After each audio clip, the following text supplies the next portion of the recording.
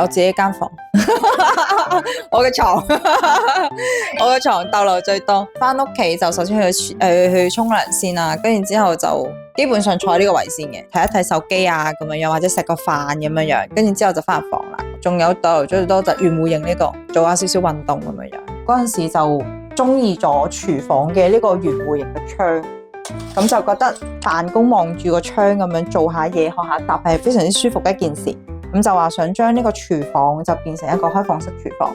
咁呢一個書房就同我自己嘅睡房連埋一齊咁樣。其實喺佈局上面咧都做咗啲唔同嘅改動啦。譬如話原本一個陽台位置，我哋同個大廳連接埋一齊啦。咁啊，廚房位置本身個門位咧喺呢一個位置嘅。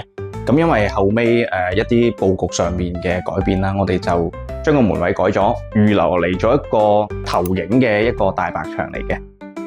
呢一個咧本身就係一個廚房位置嚟嘅，因為我哋喺呢一個位置咧連通埋個睡房嘅話咧，咁啊就變咗一個書台嘅位置啦。咁啊會有展示櫃同埋衣櫃都擺埋呢個位置啦。咁所以其實就係好方便成個動線啦。喺呢一度工作或者學習，然之後就攰啦，就可以即刻行過嚟呢度休息啦。